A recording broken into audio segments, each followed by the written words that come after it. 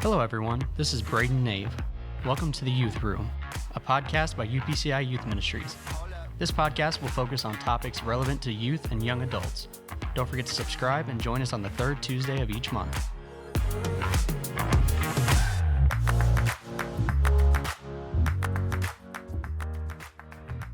What's going on, Youth Room? We're back with another episode, and we do have a very special guest with us. DJ Hill is our newly appointed Director of Promotions at UPCI Youth Ministries, and he's been doing a fantastic job here, and we're so blessed to have him here with us. Our focus for this episode is just going to be kind of getting to know him, and we'll have future episodes where we get our youth secretary and youth president in here with us, Brother Jeremy Stafford and Michael Thomas. Great men, but we'll focus today on getting to know DJ Hill.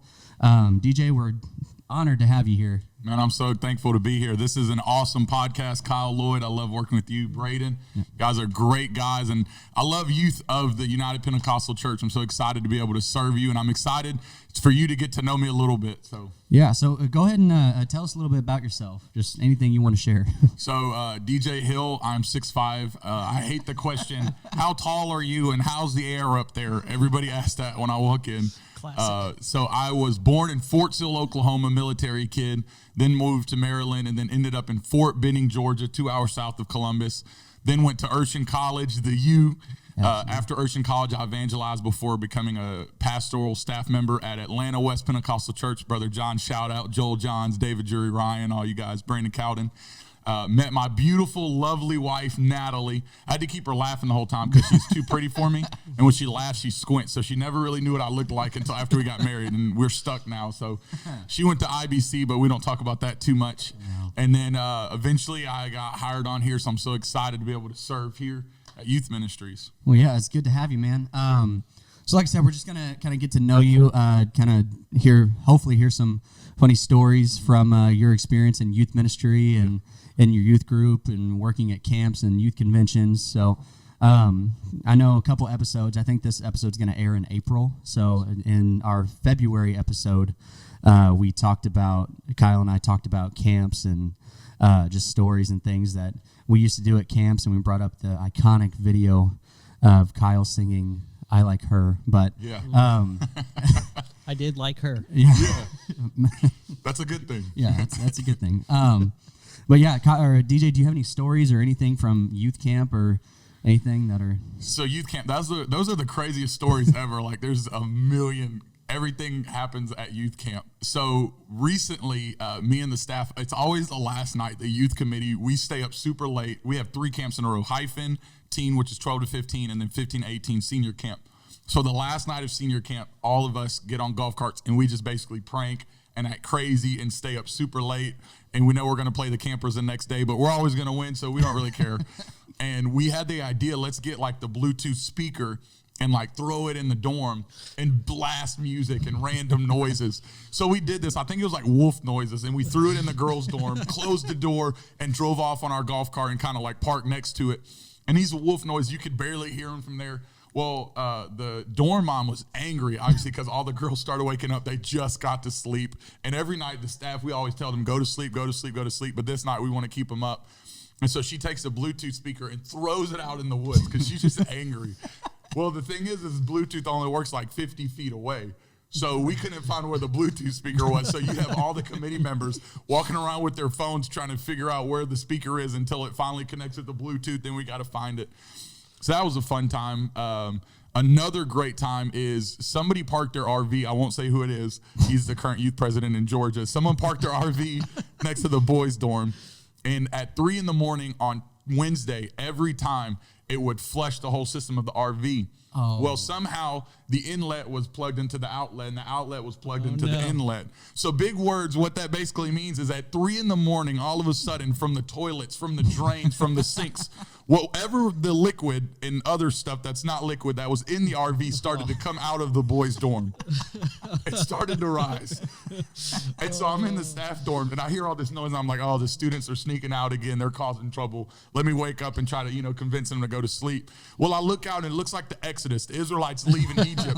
You have all these guys with mattresses on top of their head, and their suitcases rolling behind them, and they're walking in a single file line, half asleep, to the tabernacle. I go out there, I'm like, what's going on?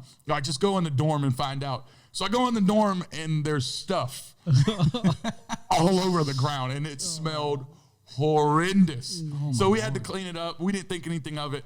Well, we just thought it was like an accident. Someone, put too much toilet paper in the toilet or something. Well, that next week, Wednesday at 3 a.m., I hear noise again. I'm like, what is going on? Once again, the Exodus happened. And so it was too late. Camp's already ended. We found out what happened when he was unplugging it, that the outlet was inlet was outlet. So those are some of the fun stories at camp. All right, y'all heard it here first. Georgia camp stinks. It does. So back in like the 50s or whenever we bought the campground, they did a man-made septic tank under the girls' dorm. Oh, no. Under the girls' dorm and under the tabernacle. So man-made, obviously everything's man-made besides what God made. Come on now. Right. But like we did it, so it's like kind of rigged. Yeah. Well, in the middle of service, like this girl's going to the bathroom, and then like she leaves, comes back, and we think nothing of it. That happens all the time. Well, then one girl comes up to me. She's like, hey, can my friend use the restroom in the dorms? And I was like, yeah, like why can't she come ask me? Well, she was real embarrassed.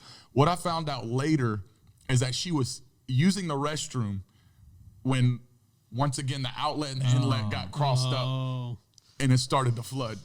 So she got PTSD and was afraid to use the restroom. Yeah, and it smelled like rotten eggs and everything else that's not eggs. It was wonderful. Yeah, we have some hygiene, not hygiene. What is it? Plumbing problems in Georgia, but we paid for it. We worked it out. So thank you for giving the Chiefs for Christ movement mission. Yeah, I thought Illinois camp was bad. Like we have this nasty well water. It smells like metal, and that's rough. Yep, those are the memories. I love it. Goodness. Nice. All right. Well, I don't know, Kyle. Do you have any other stories from your camp days? You were kind of in a different generation than I am. We didn't really do a whole lot.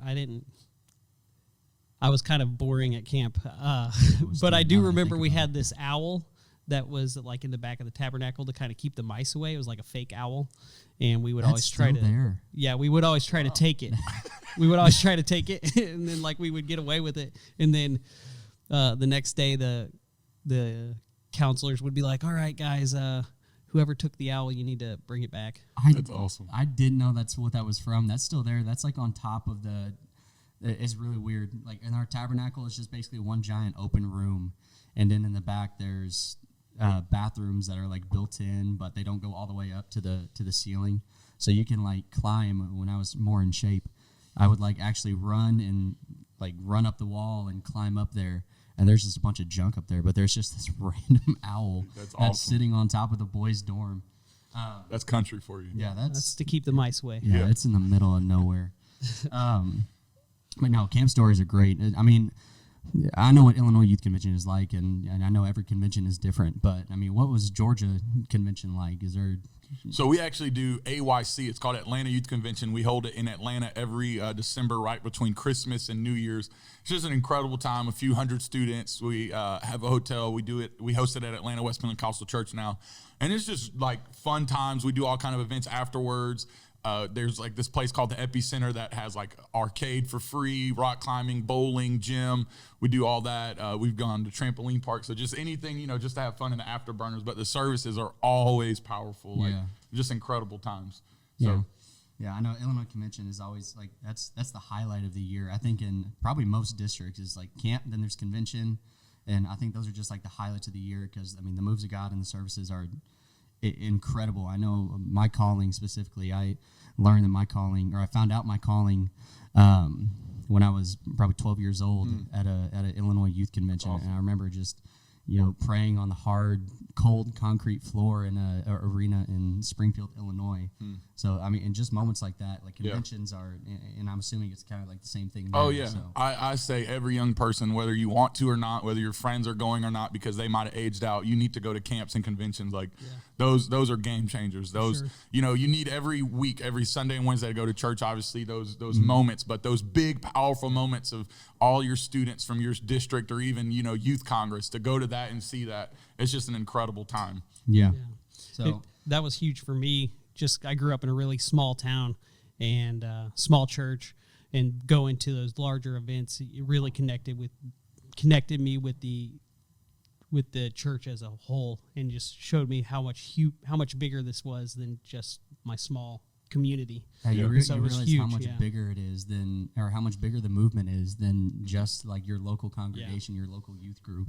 I mean, before I came to youth ministries, all I ever knew was just my home church in Bloomington and just whatever happened locally in the district. But I mean, just those big events and NAYC and everything, you don't realize how big the movement really is and how many great things God is doing around the country and around the world. Yeah. I didn't grow up in church necessarily, and that's a part of my testimony, but I remember the first time I went to Youth Congress, Columbus, Ohio. Brother Shay Mann preached Apostolic Apps. I walked in, and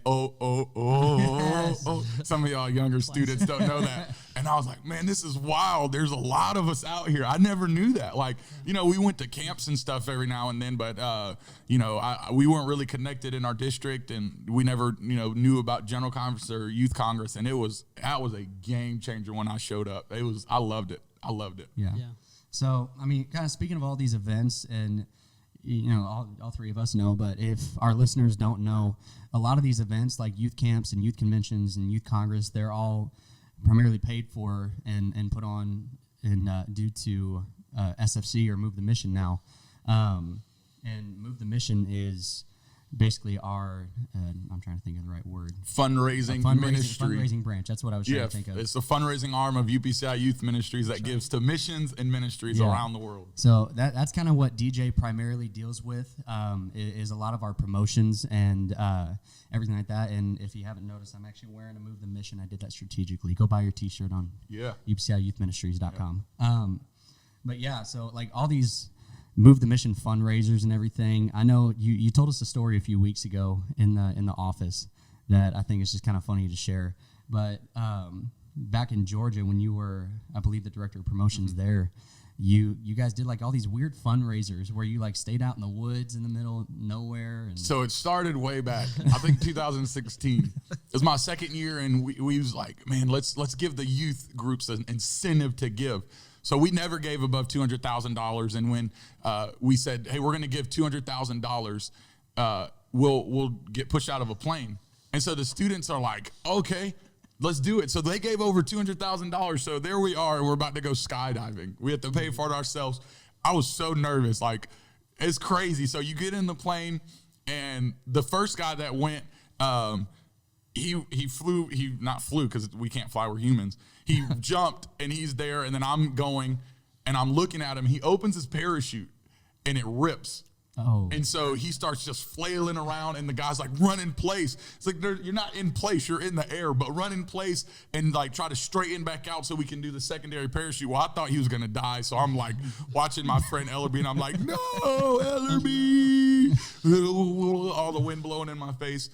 That was a great time. And then that's where I wear my giraffe tie pin everywhere I go, because one of the young people used the hashtag giraffes do fly because they said I look like a shoelace falling through the air because how long and lanky I am. That video's on Facebook. It was a great time. So then we was in our committee meeting. We was like, well, let's do something crazier. GDYM in the wilderness. We'll have one roll of toilet paper, one breakfast bar, the She's for Christ knife, which isn't sharp until after you buy it. You have to sharpen it yourself, but we didn't sharpen it, and then a change of clothes. So we get out there, and we're like, man, we're going to do this. And 3 of us showed up out of like 12.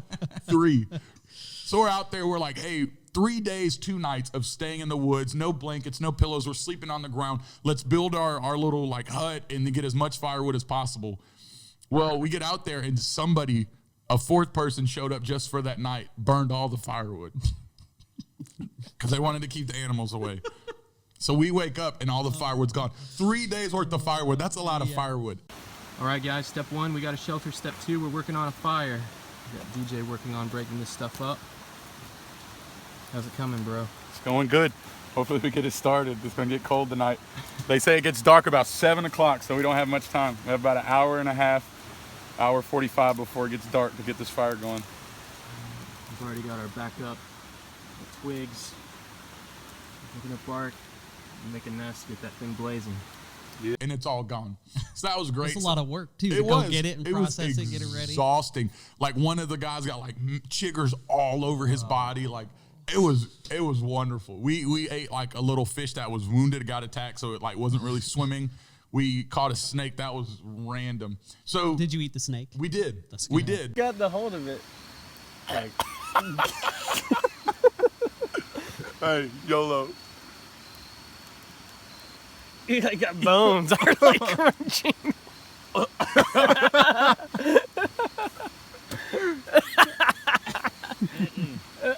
He said, so you got a piece of bone. I did. All right. How was it, DJ? It's gross. She's for Christ. She's for Christ. So what happened was we had this guy like 250 yards off, Ben Phillips. He's like super adventurous. He had a first aid kit and a separate tent just in case one of us got sick or something bad happened. He'd be able to like take care of us and then get us out of the woods. And so every night he'd come and like film just so we can have this film. It's on YouTube on the GDYM channel. And he wanted to get this film. So he's walking back to his tent and he's the only one with the light. We don't have flashlights, little bitty fire torches. We like weren't really prepared. And so he's walking back, he's like, snake, and we're like, food, let's go. So we run over there, and we're in the middle of a creek, and then the snake disappears after someone threw a rock at it. And so none of us can see. The rocks are slippery, and we're like, hey, shine your light over here. And he's like, has his little headlamp, and he's trying to shine it towards us. And we're jumping and trying not to slip, trying to find the snake. It's crawling under rock. Joel Johns, he's like Bear Grylls. He's insane. I love Joel. He pulls the snake out. We start beating it with the rock. I hold it down. He gets another rock and that She's for Christ knife, cuts off his head, skins it, cleans it. And then like 20 minutes later, we finally get back to where the fire is. And then we put it over the fire and it started wiggling. Man, the devil is alive. The only good snake is a dead snake. I thought that snake was still alive. So we did eat it. It was horrible. It was disgusting. It had no flavor. It's really bony. We burnt it because we didn't know, like, it's not steak, so you can't just, like, medium rare it. Yeah. We didn't know, like, if snake is bad for you to eat. So then we had an idea that I was like, I came up with the idea. I was like, we're not doing it because no one showed up to the woods. We was going to do GDYM in prison. Oh. There's this police officer, and he was getting us connected, kind of like Beyond Scared Straight program, where we was going to be in a holding cell. And, I disrespect my mom. That's why I'm in for 3 days. We was going to be that kind of guy in there, all these preachers in a holding cell. But I was like, I'm not doing it because if y'all can't show up to the woods, I don't trust you. If it pops off, gang wars, GDYM for life, like, I need y'all to have my back. Y'all don't even show up to the woods. You burn all the firewood. We're not doing it. So, yeah, we had some crazy fun times then. Yeah. So would you jump out of a plane again? With some convincing, yes. Like, that was one of the most adrenaline-filled times in my life. Like, I came down, and when I landed, I was shaking. Because, like, it's insane. Like, you don't think in the air because it's, like, nothing. You're just like, why did I do this? Like, I would never. So you get strapped to a guy, and he's on your back because he's the one that actually has the parachute. Yeah. And you're on, like, this bench that's straight, and you're, like, scooting up closer to the door, and then you look out, and a car is, like, the size of an ant. Yeah. And he's like, all right, you ready? 1, 2, 3, and you go, and you're flipping, and then finally, like, you see the ground, and it's coming so quick, and it's hard to breathe, and then finally, like, he pulls a parachute, and it's just beautiful. It's quiet. There's no noise. And then when you get on the ground, it's like, yeah. But I don't know, like, after seeing Ellerby, like, flounder like that made me nervous. No, like, I would never. Have you ever skydived, Braden? No, and I won't. No, we're actually doing it's that actually for Move the pretty Mission awesome. next year. It's actually pretty awesome. I've been once, and I would definitely do it. You would do it again? Yeah. Oh, yeah. Man, that's awesome. I would never. I would go out in the woods, and I would like just rough it for. I mean, that sounds fun to me, honestly.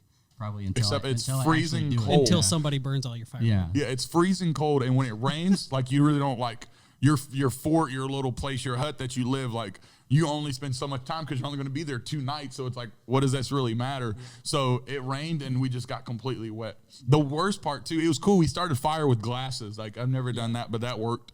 We went swimming to, like, trying to clean up so we didn't stink too bad. No deodorant, no toothbrush, nothing like that. And then we like laid down on the rocks to dry off. Well, we fell asleep. We woke up, our clothes were completely dry, and I don't know how long we were laying there, but we were so dehydrated. We felt sick after that. It was a great time. So yeah, I would do both of those again. So dehydrated, we felt sick. It was a great time. Yeah, it was wonderful. Like it was definitely bonding. Like not gonna lie, memories. Yeah, like you dancing around the fire with preachers at who knows what time of night because you don't have a clock. Like it was just wonderful. And then the stories you tell and like all that. What's really sweet, girls, get you a guy like this. Me and Natalie, we were engaged, and she was worried that I would die, like some kind of wild animal would come kill me. I had a printed off picture because we didn't have our phones. I had a printed off picture of her, and I was like, just survive one more night. Like I've gone on extended fast. It's really not that bad, but something about being in the woods, I was like, I'm gonna die out here. Yeah. So it's great times. Wow, that's. So are we gonna do anything like that for Move the Mission? I want to.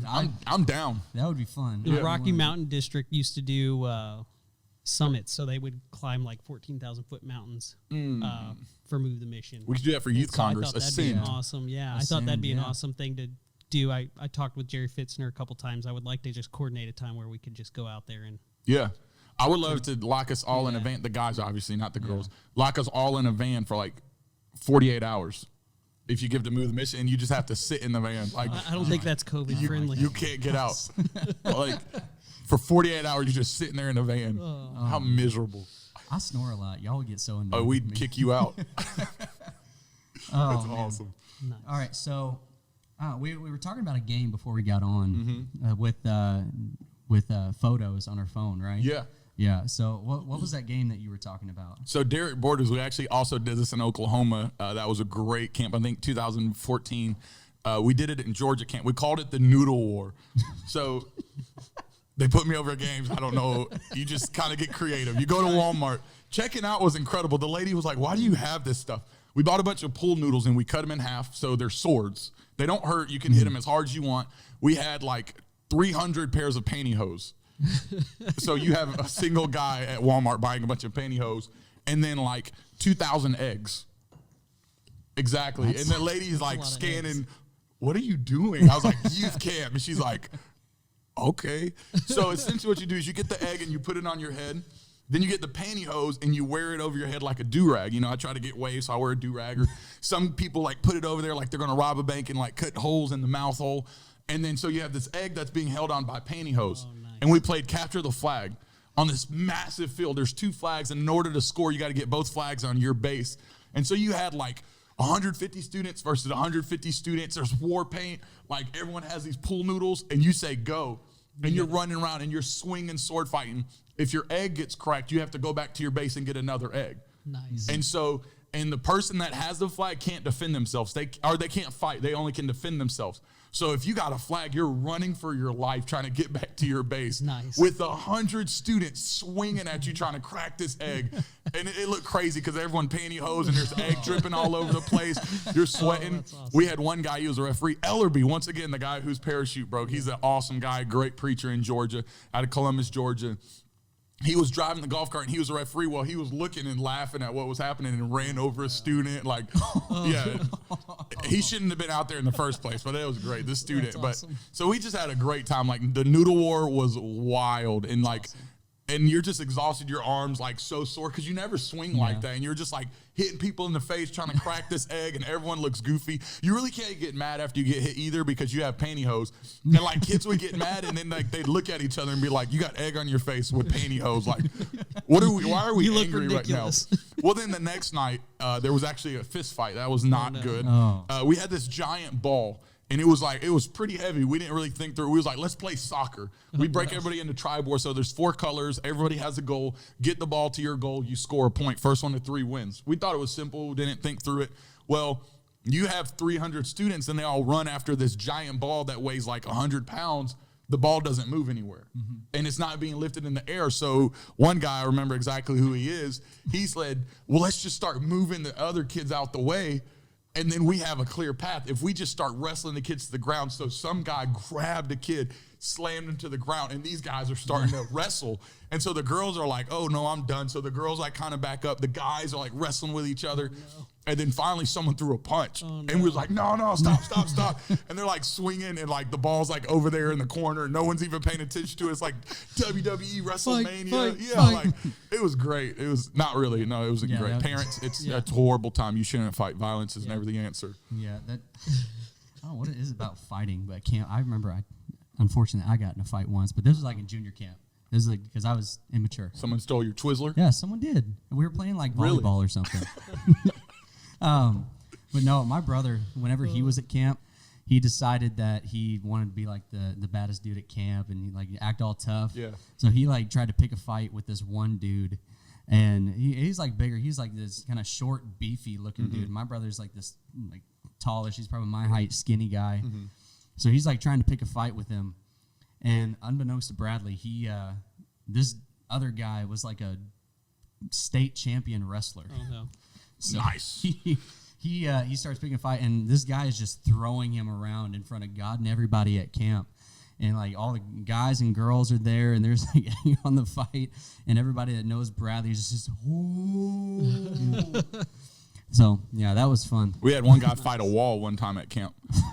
One of the staff kids threw a water balloon at himself, hit the ceiling, and he got wet and was like, who did that? And so we're up to like 3 a.m. We don't do this anymore, corporal punishing. This is a year. I was still a camper. And the staff's like, no one's going to bed until they tell us who had the water balloons. And this guy's like, who's picking on my son? Who has the water balloons? So we're up. Some guy confessed to it just so we could all go to sleep the next morning. The staff was like, did you really throw it? He was like, no, I just wanted to go to bed. So after church, after the morning service, all the guys have to stay. The girls are down there eating lunch. You're like, lying is a sin. You're going to go to hell. Who has the water balloons? And all of us are like, nobody has it. And the guy who threw it, he's down there eating lunch, hanging out. So like, there's no one there to confess. And they're like, okay, God's going to judge you because you are lying and you threw the water balloon. And no one has water balloons. So they're like, all right, you know what we're going to do? We're going in the dorms, and we're checking everyone's bag. Everyone's getting flipped. We're going through the mattresses. We're going to find the water balloons. Well, they're never going to find them because they're in the guys who had the water balloons thrown at them, so they're not looking there. One guy did not like it, that he had to stay up, that they're checking dorms and all that. So he runs out of the place. Everyone's like, where is he going? He goes down to the dorm, kicks in the door, like shatters the doorpost, punches the wall twice, and then puts his head through the wall, packs up his bag, and he goes home. He's like, I'm done. I hate it. No one threw the water balloons. On the way home from camp, this guy went to my church. His dad, the staff member, was driving home, and he was like, hey, Dad, he's smart to do it with all of us there so he didn't get killed. He's like, hey, Dad, by the way, I threw the water balloons at myself. Oh, it was wonderful. I'm glad we were there because we saved his life. That was a great time. So, yeah, he fought the wall. It was great. Man. Well, I don't know how long we've been talking. Probably been talking 30 minutes or so. Yeah.